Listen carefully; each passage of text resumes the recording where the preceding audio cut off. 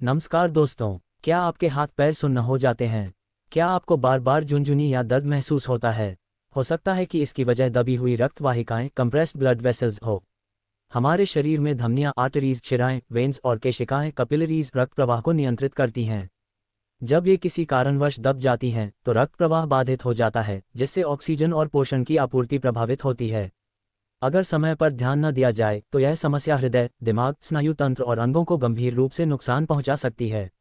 आज हम जानेंगे दबे हुए रक्त वाहिकाओं के कारण, इससे होने वाले लक्षण, कैसे इसकी सही जांच की जाती है और इसके इलाज के विकल्प क्या हैं। तो चलिए शुरू करते हैं। दबे हुए रक्त वाहिकाएं क्या होती हैं? What are compressed blood vessels? हमारा शरीर एक जटिल रक्त परिसंचरण प्रणाली सर्कुलेटरी सिस्टम से बना होता है। ये रक्त को हृदय से शरीर के प्रत्येक हिस्से तक पहुंचाने और फिर हृदय तक वापस लाने का काम करता है। ये जानकारी आपके और आपके परिवार के स्वास्थ्य के लिए बहुत महत्वपूर्ण है, तो इसे पूरा देखना न भूलें। इस वीडियो को लाइक करें, चैनल को सब्सक्राइब करें और अपने दोस्तों के साथ शेयर करें ताकि वे भी इस बारे में जागरूक हो सकें। जब किसी कारणवश रक्त वाहिकाएं दब जाती हैं तो उस क्षेत्र में रक्त प्रवाह धीमा या पूरी तरह से बंद हो सकता है। इससे शरीर के उस हिस्से को ऑक्सीजन और पोषक तत्व नहीं मिल पाते, जिससे कई तरह की समस्याएं हो सकती हैं। अगर यह स्थिति लंबे समय तक बनी रहती है तो यह ऊतकों, टिश्यूज को नुकसान पहुंचा सकती है, जिससे शरीर के अंगों का काम करना मुश्किल हो जाता है। दबे हुए रक्त वाहिकाओं के कारण, causes of compressed blood vessels. अब जानते हैं कि रक्त वाहिकाएं क्यों दब सकती हैं।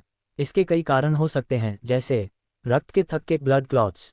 जब रक्त गाढ़ा होकर थक्का, क्लॉट बना लेता है तो यह रक्त वाहिकाओं को बंद कर सकता है। ये स्थिति डीप वेन थ्रोम्बोसिस (डीवीटी) का कारण बन सकती है, जिससे रक्त प्रवाह बाधित हो जाता है और गंभीर मामलों में फेफड़े, हृदय या मस्तिष्क में रक्त संचार रुक सकता है। कारण: अधिक समय तक बैठे रहना, कोई बड़ी सर्जरी, मोटापा और डिहाइड्रेशन। हड्डियों या मांसपेशियों का दबाव, बोन और मसल कंप्रेशन। किसी चोट, फ्रैक्चर या हड्डियों के बढ़ने से रक्त वाहिकाएं दब सकती हैं। कार्पल टनल सिंड्रोम में कलाई की नसें दबने से दर्द और झुनझुनी हो सकती है।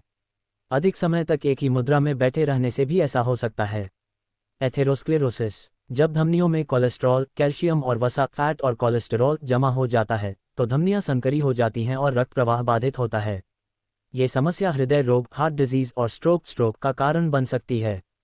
कारण: अधिक वसा वाला आहार, धूम्रपान, मोटापा और हाई ब्लड प्रेशर। ट्यूमर या सिस्ट, ट्यूमर और सिस्ट। शरीर में अगर कोई गांठ या ट्यूमर बन जाए तो ये रक्त वाहिकाओं को दबा सकता है। फाइब्रोसिस या सूजन, इन्फ्लेमेशन भी रक्त वाहिकाओं को संकरा कर सकती है। लंबे समय तक गलत पोजीशन में बैठना या सोना।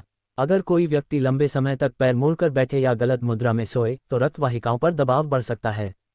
इससे हाथ पैर सुन्न हो सकते हैं और रक्त प्रवाह धीमा हो सकता है। डायबिटीज और हाई ब्लड प्रेशर।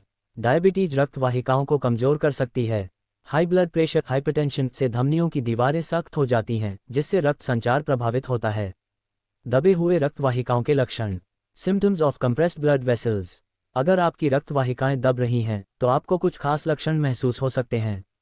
हाथ पैरों में झुनझुनी या सुन्नपन, तेज दर्द या ऐंठन, क्रैम्प्स खासकर रात में, मांसपेशियों में कमजोरी या भारीपन, त्वचा का रंग बदलना, स्किन डिस्कलरेशन, नीला, पीला या लाल पड़ जाना, हाथ पैरों का ठंडा महसूस होना, घावों का धीमे भरना, स्लो हीलिंग ऑफ वुंड्स। निदान: diagnosis of compressed blood vessels.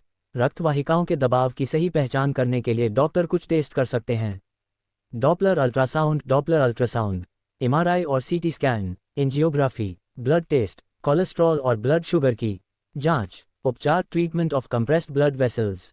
अब बात करते हैं इलाज की। दबे हुए रक्त वाहिकाओं को ठीक करने के लिए कई विकल्प हैं। दवाएं, मेडिकेशंस, ब्लड थिनर, एस्पिरिन, वाफरन रक्त को पतला करने के लिए। एंटी इन्फ्लेमेटरी दवाएं, सूजन और दर्द कम करने के लिए। फिजियोथेरेपी और व्यायाम, फिजियोथेरेपी और एक्सरसाइज। नियमित योग, स्ट्रेचिंग और हल्की कसरत रक्त प्रवाह को बेहतर कर सकती है। Surgery, surgical treatments, angioplasty, blockage खोलने के लिए। बाईपास सर्जरी, नई रक्त वाहिकाएं बनाई जाती हैं। जीवन शैली में बदलाव, लाइफस्टाइल चेंजेस। संतुलित आहार लें, धूम्रपान और शराब से बचें। रोजाना पैदल चलें और एक्टिव रहें। अगर यह वीडियो आपको उपयोगी लगी हो तो इसे लाइक और शेयर करें।